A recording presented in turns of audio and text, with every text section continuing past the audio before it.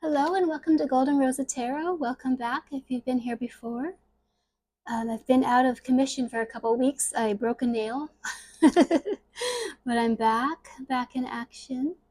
And today is Friday, so that means it is time for another It's Friday, I'm in Love reading.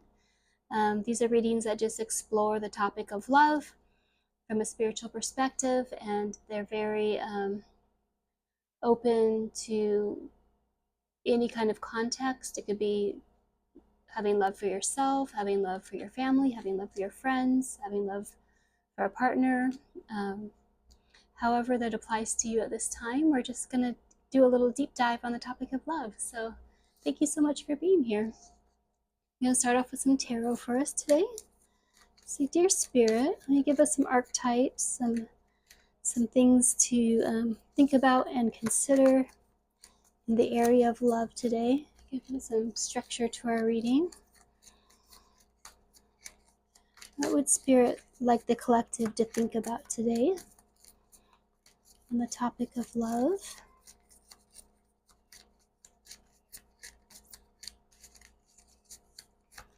I apologize in advance if there's any fireworks, dogs, or yelling people in the background. I live by a park, which is a beautiful thing, but every rose has its thorn, and these hot summer nights can get a little cray-cray at the park. So hopefully they won't be too wild. But if you hear any bombs going off, it's it's an earthquake. No, it's a firework. All right. So straight off we have the Emperor.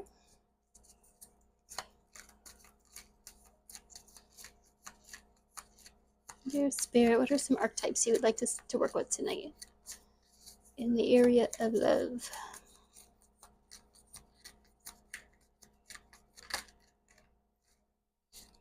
We have the Six of Cups.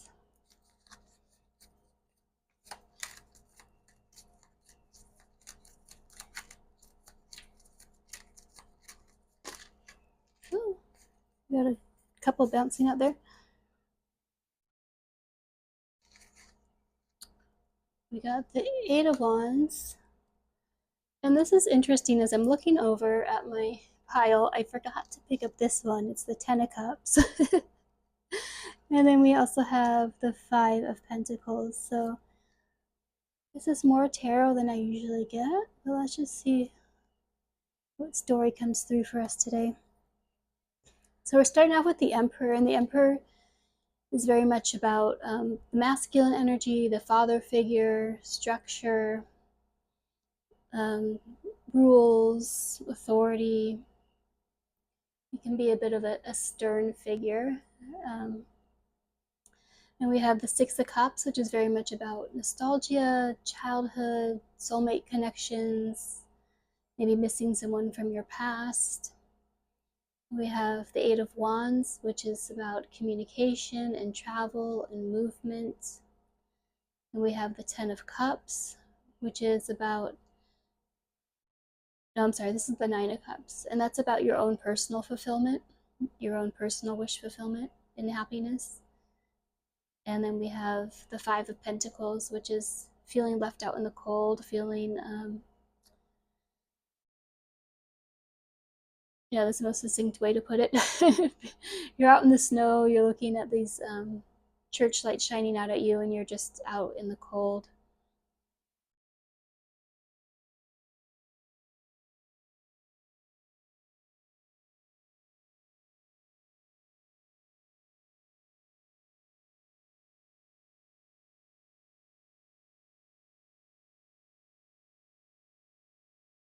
So there's a lot of energy that seems kind of all over the place tonight for us. um, Starting off with the Emperor, I would say that within each of us is the masculine and feminine energies and most of us have a father figure, or at least an idea of what a father figure is like. And it can be immensely helpful to go into that archetype for ourselves to see what beliefs we may have inherited, what patterns we may have inherited. A lot of times trauma or sort of less than ideal patterns, get passed down to us through the generations. And so it's very helpful, whether you are a father yourself or not, to consider the role that your father played in your life and the energy and the effect that they had on you, and then to take it back as many generations as you're aware of. For most of us, that's just going back to like a grandparent where we can get stories about them, but if we can get a great grandparent too, that's even better. To start sort of exploring, like, where do we get our ideas around structure, around authority, around rules, what it is to be in your masculine energy, how your father affected you, how their father affected them. It's always worth exploring. And for the Six of Cups energy here, when you're talking about this energy of innocence, pure heartedness, you have this little kid giving another little child a flower, and there's something very sweet about it, and it can speak to long-standing connections, a sort of longing, a sort of like desire to revisit a past time when you were closer to someone that's dear to your heart still.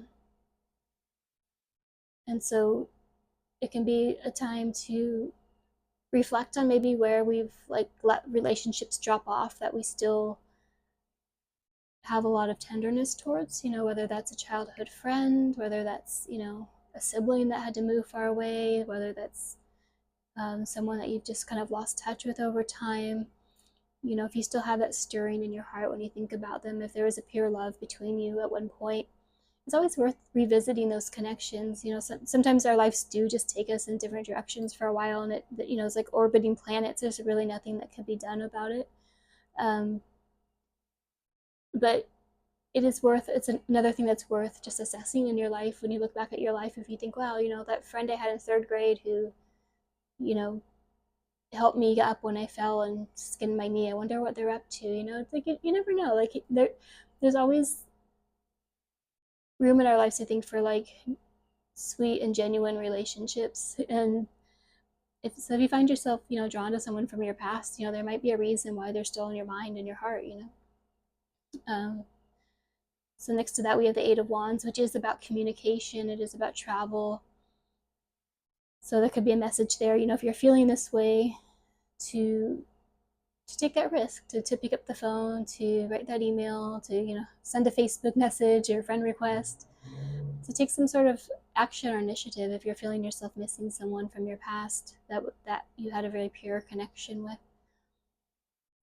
The Eight of Cups, like I was saying before, it's very much about your own personal wish fulfillment. It's less about finding happiness with someone else and more about the happiness that you can find within yourself, and that's always a really good place to start. Like if you have the whole world at your feet but you're unhappy within yourself, there's going to be obviously a cap on your overall happiness. And I know from personal experience, there's been times in my life, I remember once getting a massage in Bali, and I'm in this beautiful environment and I'm getting a massage, and I was like trying not to cry into there's like a little bowl of water under the table that I was facing down, and it had flowers in it, so you could see something pretty while you're getting your massage. And I was like crying into it because I'm like, here I am in this beautiful location getting a massage, and like anyone would be jealous of me right now being in Bali and just being at a spa.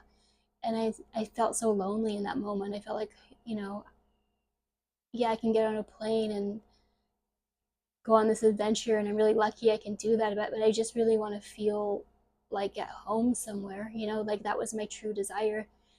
And so even having something that most people would consider very, you know, lucky, and it was a very privileged moment in my life, in the grand scheme of things, I was extremely lucky to be in that moment, but I wasn't happy on the inside because I wasn't getting my true fulfillment in that moment, which was just to feel at home somewhere. Which is interesting because it's next to this card of, feeling left out in the cold and feeling, like here's this church and it's shining out this light onto the snow, and it's, seemingly a place where one could find comfort, and you're stuck outside, you're stuck out in the cold. So where in your life are you still feeling like you're out in the cold? Like for me, in that moment in Bali, it was feeling like I was outside the structure of having a sense of home, you know, like that no matter what else was going good in my life, I didn't have this one thing that I really wanted.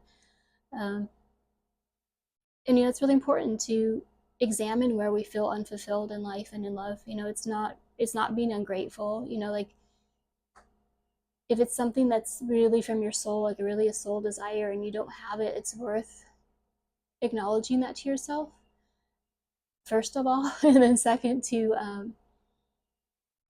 know that, you know, acknowledging those feelings is the first step in actually being able to take action, whether that action is to try to make change in the external world, which isn't always an option, or maybe it's to change your own perspective on what it is to quote unquote find a home. Like I you know, like for my own story, like I still live in the same apartment alone as I did back then, but I have made of my apartment and of myself more of a home than I've ever felt before in my life. So I wasn't able to change my actual environment, but over time I have been able to change my perception of what I do have, so that I do, you know, come home and I'm like, you know, I like when those cheesy people that says hi and bye to my apartment when I leave, because it feels like this sort of like living entity now. It's filled with plants and crystals and um, stuffed animals, and just things that make me feel like I'm part of a little world. And you know, of course I would like to expand upon that little world, but I have in myself, by acknowledging that longing, been able to grow myself into a version of myself that feels closer to this wish fulfillment. So anyway, I'll admit this this reading's it's not meant to be predictive, but it is challenging my brain a little bit, that we're going into so many different directions at once. So I'm going to try to make this a little more concise. So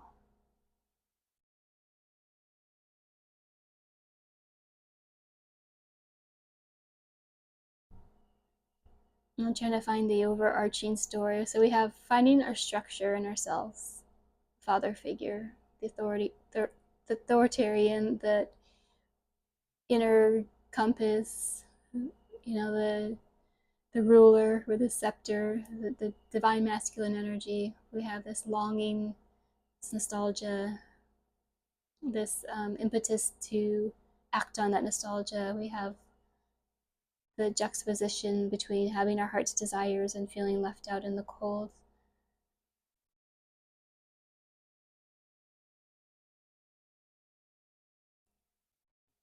So I'm just going to keep going. I'm just going to keep adding to this to see.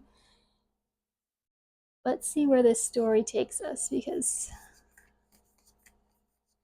maybe there's a theme, a higher intelligence here at work. It's like, it's an interesting reading. Let me go first with the moon, our moon oracle. And let's get some guidance from the moon on the topic of love tonight.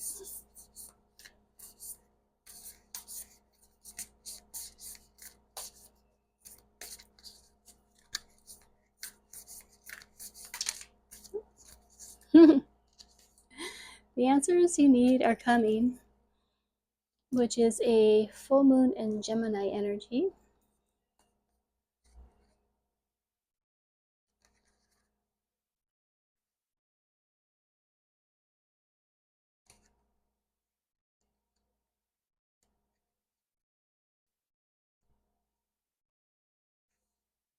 It says this card is a reminder that it's important to speak your truth, but remember that your words have consequences and impact your inner listener. Right now, you need to guard against indiscretion. The answers you need may well come soon. The issue you're facing could well be one or a few conversations away from being resolved. If you're inquiring about a love situation, a little flirting may be called for. If you're in the middle of an argument, this card comes as a reminder of the very old, very non-Gemini message. Least said, soonest mended. It's good to talk, but be careful your words aren't causing any issues.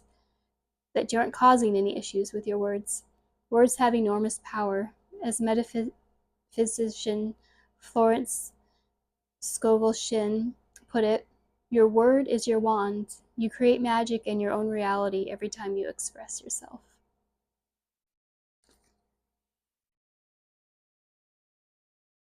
So coming back to this Eight of Wands, this need to communicate, whatever you're feeling, whether we were feeling out in the cold, whether we're needing to have an honest, conversation with our fathers about our, ancestral patterning, whether it's feeling left out in the cold or needing a wish fulfilled. Like,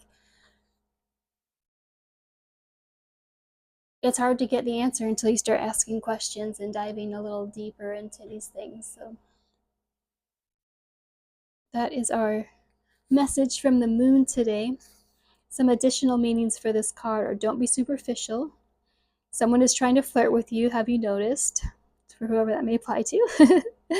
You need to laugh off the situation and just move on. And a job application has good prospects. So if that applies to you in this situation. The teaching is talk, talk, and more talk. As the emotional full moon moves into the communicative sign of Gemini, it's too easy to say too much. So mind how you go if you pull this card. This card can also indicate an enjoyable social event, since the full moon in Gemini is a great time for socializing. This card also augurs well for any study you're either taking or considering. All right, so wherever you find yourself, if you find yourself in one of these scenarios, or whatever scenario you find yourself in, the answers come through communication. They come through exploring these topics deeper. This is such a different kind of reading today. It's really it really kind of threw me off at getting like such a varied storyline. So I'm not really sure, like I said, how it's all going to tie together. But we're just going to go with the chaos today, because sometimes life is like that. Let's get some crystals here. Right off the bat, we have two crystals wanting to come out. We have Charolite and we have Garnet. So the Charolite says bonding, acceptance, and service. They are presence in the present. Charolite shows you the gifts of living in the moment, enhancing gratitude and appreciation for the day-to-day. This is true acceptance, letting go of expectations for what your life should be and embracing what it is right now by just being. Charolite brings deep healing to your physical and emotional selves, down to your very cells, by reconfiguring your old programming into a new way of processing your daily life. After all, it's about perspective. Charolite helps you face your fears, see reality over projections, and live your truth.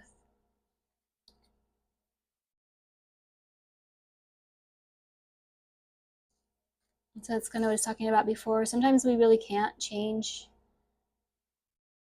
our circumstances, unfortunately. Sometimes they just are what they are. Like I would love to be, doing this reading from a beautiful big house with central AC and a loving partner, but but it doesn't mean I can't be happy, roasting here by myself. It's really hot in my apartment in the summer, so part of the reason why you won't see me as much in the summer, because it's a little bit hot, yes.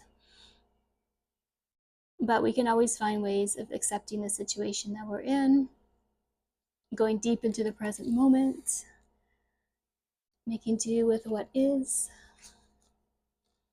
All right, and the next crystal mineral friend coming through is Garnet, and its keywords are sexuality, life force, and intensity. This is sexual healing at its highest form. Garnet is a stone of love, passion, and devotion, removing blocks to the desires of the heart. Step into your power and embrace your body, removing all judgments that stand in the way of you and your pleasure.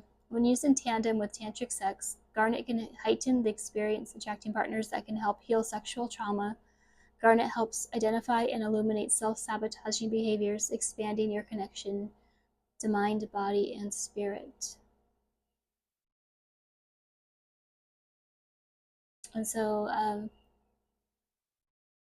with this card, or with this crystal coming through, the garnet, I feel like that would probably be a good stone to work with if you're feeling this like left out in the cold energy, you know, if that's where you're at right now. When you need like life force coursing through your veins, when you're feeling too frigid, when you're feeling too left out of the holy and the sacred of life, because you're too frozen up. You know, this is a stone that you can work with to start to move that energy, to start to, as it says, start removing the blocks to the desires of your heart. You know, this card is also talking about the desires of the heart. So garnet could be a good stone to work with if you're feeling one of these ways, like you're not living in that flow of what you really desire. This is just a very chaotic reading.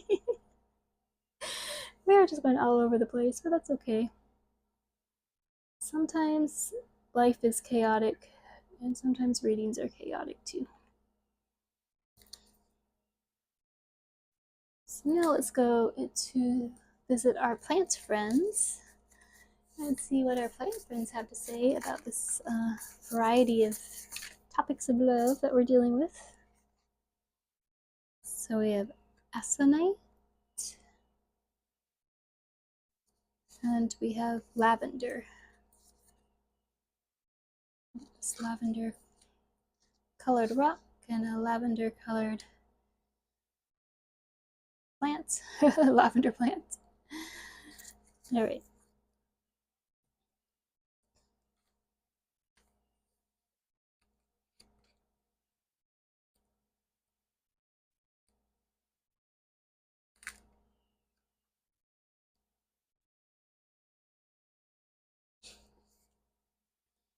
So aconite is the queen of poison and mirrors.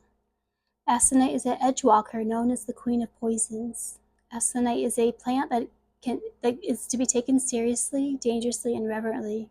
It's an ally and a friend not to be trifled with. Poison plant shows the edges of what is possible, guarding the gates that are not meant to be passed until the time is right. Poison plants demand attention and respect. So it's kind of giving me the vibe of this like emperor over here, like the sort of authority and rules and boundaries. You know, the poisonous plants teach us that because plants have developed the use of poisons over time to enforce their boundaries, to say, you know, don't come into my territory or I will poison you. Aconite is a beautiful and enhancing plant that draws you to the fork in the road and tells you to make a choice. While this plant has a dark history used on poison arrows in war and to silently murder enemies in the night, its true tale is of another nature. Aconite is a plant that speaks to courage, love, and claiming our integrity over dread. There's always been pain and violence in the world, driven mostly by fear, unreleased trauma, and instability. These fears and worries can be expressed as harm towards others and the world at large, or they can be nurtured and dissolved through the fiercest, most courageous love we can summon. Aconite asks this of us, and in fact requires it. Sometimes referred to as a scorpion's tail, aconite is a lightning strike, a warning, finding the spark of love burning in your deepest places to release it out to the world. We are so much more powerful than our greatest fears, and only the force of love can be used as the source of transformation. Strike out and pierce the heart with aconite's accompaniment.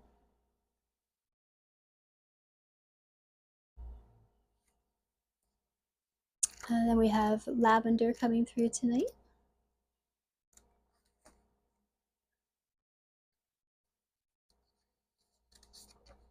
Lavender, the sensuous sifter. Lavender is the connector, the filter, the sponge. Lavender is a support to those who are sensitive to the energies of life around them, sometimes to their own detriment.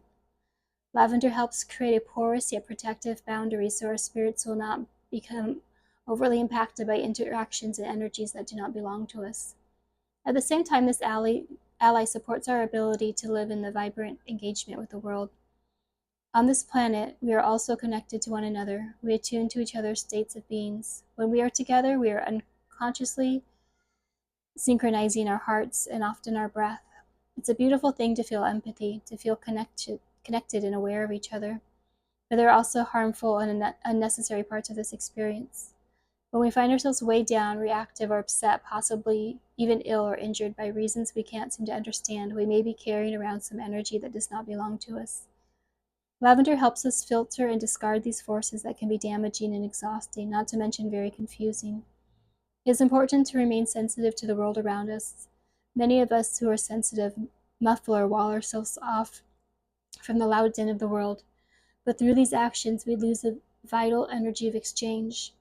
Lavender is a true friend in the nurturing the sensitive and easily influenced parts of us while allowing us to be open and receptive. So lavender to me sounds like a good plant to work with if you're in this nostalgic, innocent, Six of Cups energy. If you're feeling overwhelmed by your emotions, if you're feeling overwhelmed by the world around you, the Six of Cups can be about like the inner child and the past. And so this energy of lavender can be, like I said, it's like this beautiful sifter of your reality. It can filter out the things that are overwhelming and make you feel calm and centered, and be able to connect in a loving way. All right, where to now? Let's go to the animals. Let's get some animal friends to work with tonight.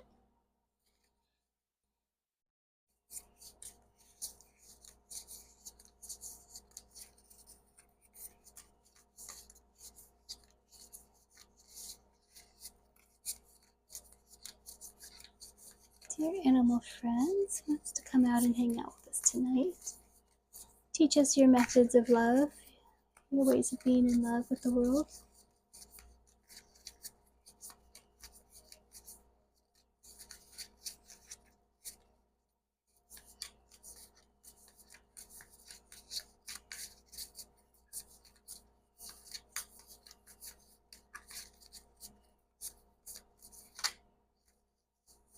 We have a crow.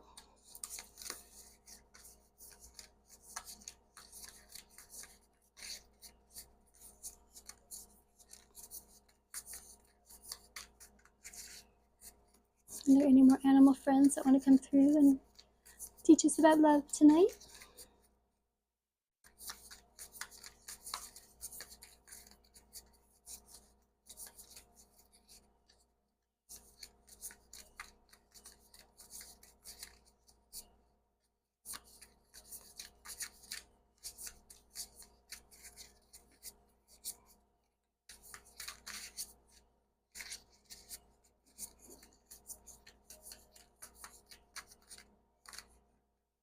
Oh. We have camel. Now we have scorpion. It's interesting because we have the scorpion over here as well coming out.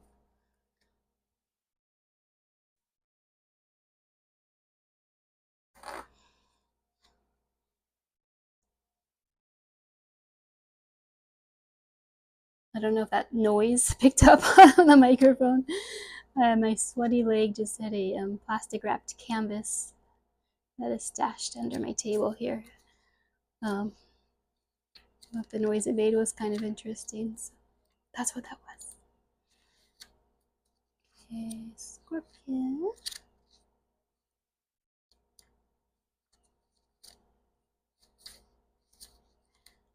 I have to admit, this reading is so chaotic that there was, like, as I was shuffling just now, I was like, should I just delete this one and start over? But I'm kind of just going to trust the chaos because, there's a higher intelligence to things, and sometimes we need that chaos. We need something to be shooken up. So I'm just going to trust that whatever's coming through is a message for somebody watching, even if it doesn't make a lot of cohesive sense. A lot of times when I do a reading, it will tell a very specific story. And this time we're being blessed with it's like when you go to like a film festival and you just watch like a bunch of short films instead of one long one. It kind of feels like that. Like we're just getting a lot of different stories tonight. And I just have to trust that this is what wants to come out. And I may not be doing the most amazing job of interpreting it all, but if you're watching this, you might be like, oh yeah, that's the little blip of information I needed. So we'll just trudge on to the finish line here and see what happens. So, Scorpion, passionate, competitive, tends towards isolation. The scorpion is a passionate and determined creature. Their career is very important to them, as are a few select friends. Sometimes the scorpion's heat festers and they focused on an unresolved event from the past, usually a situation where they were left feeling burned. The Scorpion card says it's time to come clean about your feelings so everyone can heal and you can get back to your usual fiery but fun self. When in balance, the Scorpion is wild, free, and fierce. When out of balance, jealous, resentful, and unresolved. To bring into balance honesty and forgiveness.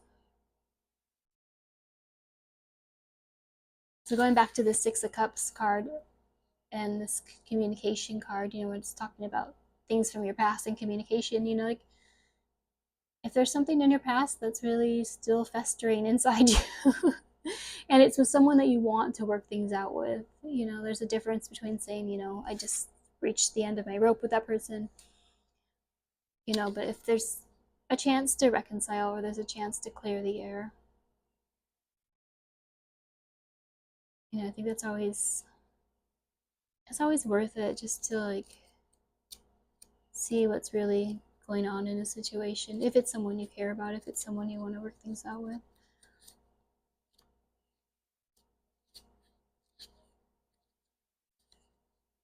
Let's see what the crow wants to teach us today.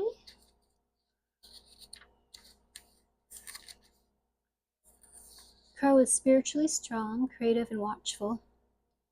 The crow has long been a symbol of magic. A crow personality is drawn to the supernatural and has a gift for seeing the unseen, knowing the unknown. It is said that the crow holds within its mind's eye 3 realities, past, present, and future. Crow energy is potent and should only be tapped into when the mind is clear. Those with crow tendencies must balance their lives with healthy diet, joyful friends, and regular self-study. When in balance, psychic, strong, clear. When out of balance, ungrounded and hypersensitive. To bring into balance, a daily meditation practice. I'm just trying to see which card that the crow might be speaking to most, but I think you can take your pick there if that sounds like a message for you. Take it. This is like the message buffet tonight. A little bit of this, a little bit of that. All right, and now we're on to camel. I love camels, they're so cute. One of my favorite animals. Camels are resourceful, independent, and know oneself. The camel can handle absolutely anything as it carries a wealth of nourishment within. This wondrous creature is self-reliant and handles challenges with ease. Even in the face of excessive heat, judgment, or anger, the camel searches inside for the cool elixir of water to calm the situation. The camel represents the ultimate form of bringing opposites into balance, fire and water, and being responsible for one's own reactions. The camel is a wonderful traveler, and is especially fond of trips to faraway lands. When in balance, calm, content, and with a sparkle in the eye. When out of balance, dehydrated and lacks vitality. To bring into balance, a pilgrimage. All right. Just going to pull 2 more cards here. I'm going to go now to the Ascended Master Kuan Yin, who's a Buddhist goddess of compassion. And get a card from her oracle deck. Dear Kuan Yin, what would you add to this smorgasbord of love lessons we're getting here tonight? It's a very random reading. What would you say to anyone who's working on their self-fulfillment, working on their sense of structure, maybe thinking back to their past and wanting to reconnect from their past, from the words. I was saying, what would you say to someone who wants to reconnect from someone from their past, or someone who's struggling to find their own inner fulfillment, or someone who's working on their ideas of structure? It's kind of three different storylines going on here, but what would you say, Kuan Yin, to our collective tonight?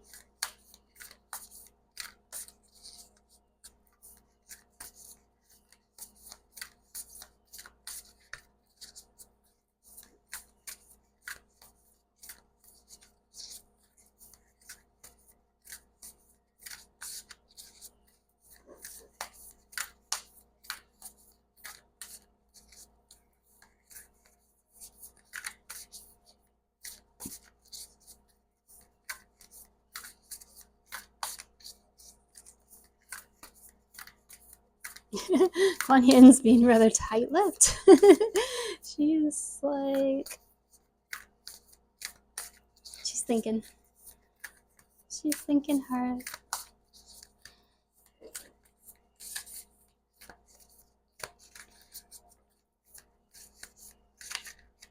I don't have like good shuffling hands. I have like, this deck is a little bit large for me. That might be part of the problem. I'm gripping on too tight.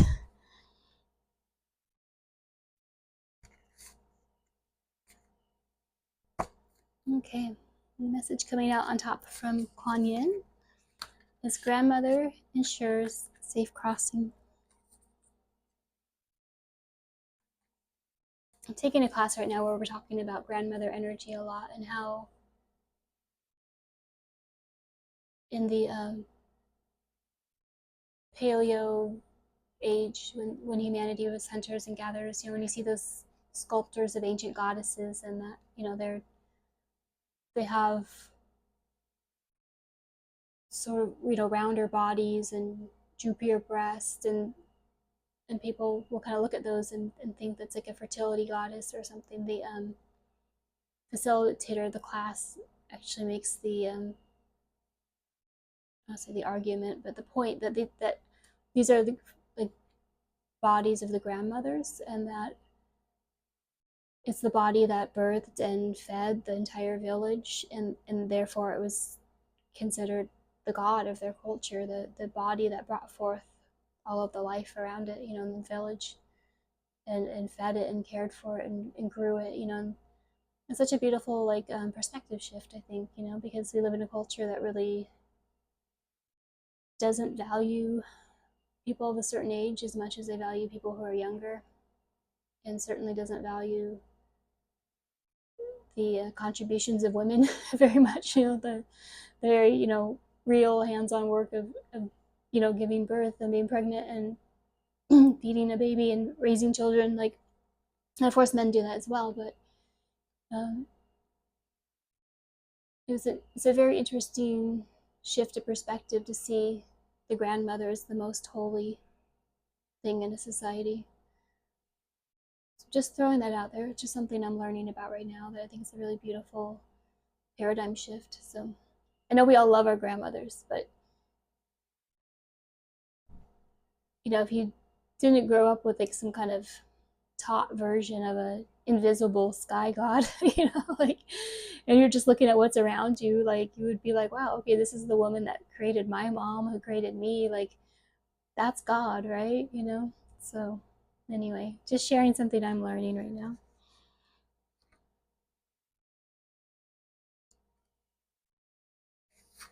So her message is, you have a journey ahead of you. This journey will lead you across the water, far away from what you have known. To bear the crossing of the water, you must lose sight of the shore. It is a part of your destiny, your sacred path, to take this journey.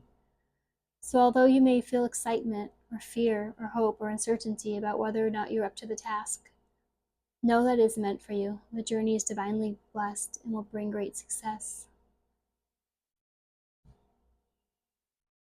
In a reading, it says things are happening for a reason. There's a particular path that you are meant to take so that you shall be in the right place at the right time to encounter the experiences you're meant to have and the people you're meant to meet.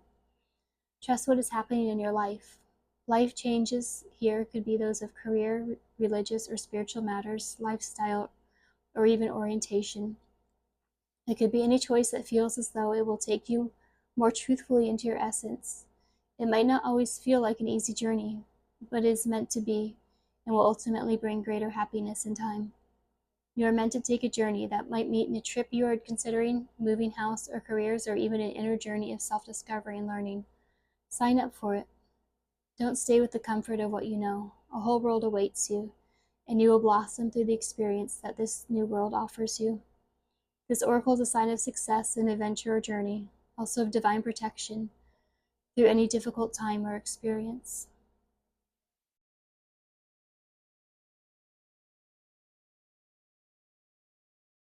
And so it's saying that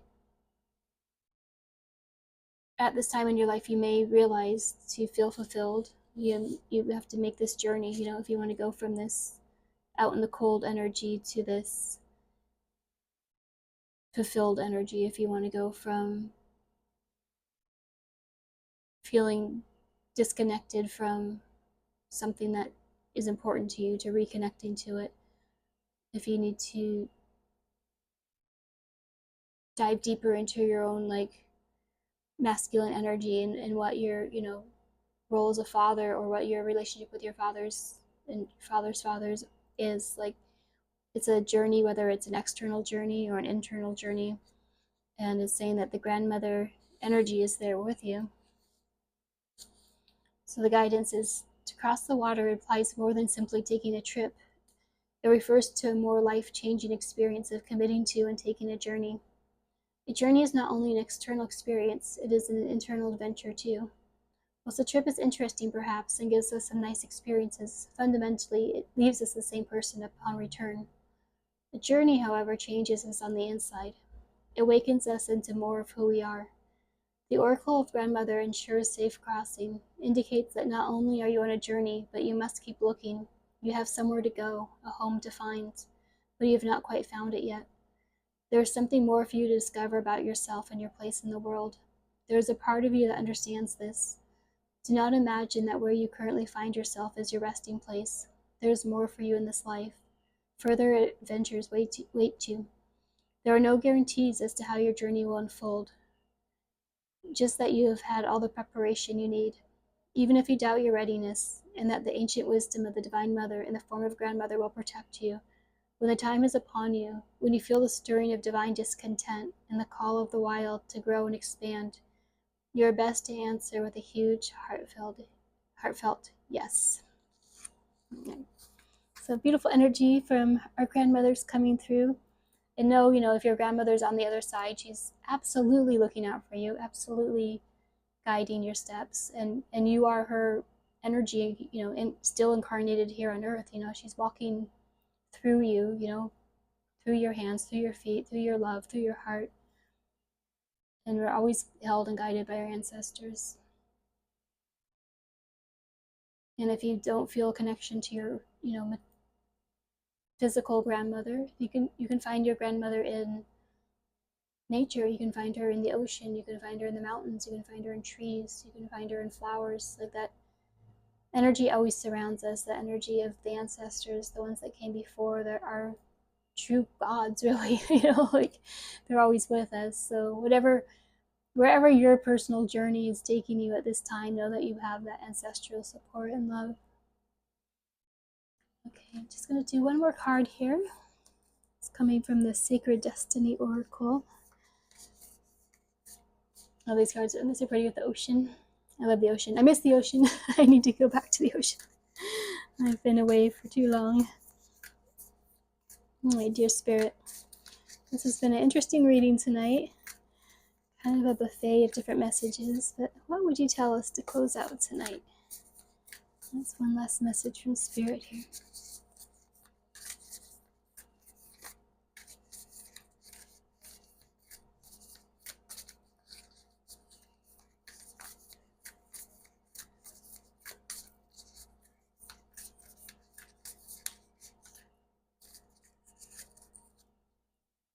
We have, oops,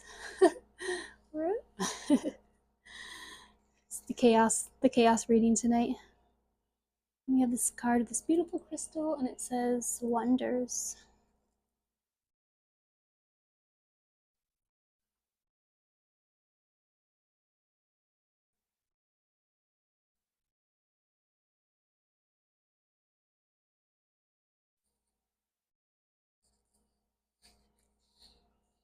Wonders, quartz crystal, natural rock crystals, clear amethyst, citrine, rose, and smoky were all revered in ancient times.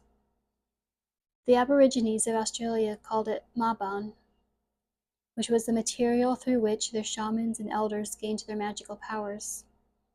The Egyptians believed quartz had mystical healing powers and would bury their dead with a piece of crystal on their forehead. The Greeks and Romans believed crystals were solid ice that had been formed by the gods, thus had mystical powers. Even to this day, people believe that crystals can help manifest intentions. Perhaps that is because of the piezoelectric qualities of quartz. I hope I said that right. The reason why quartz can amplify radio signals. There are some places in the world where it's not uncommon to find crystals on the surface of the land. These are especially powerful because they have formed in their natural setting. The sacred landscape wants you to know. Just around the corner, exciting possibilities are waiting for you. Wonders will be abounding in your life. Sometimes they won't be apparent at first. Nonetheless, they are there.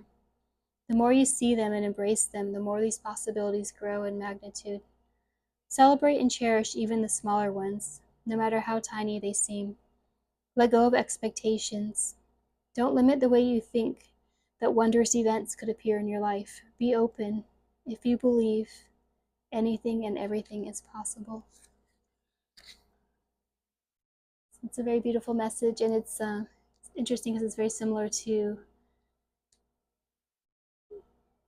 the grandmother message, saying that our grandmothers will protect us in our journeys. And this is saying that there's so many wonders for us out there on our journeys. And so I think the human heart is one of the most wondrous things we can explore. So I wish you all the best in your exploration of love.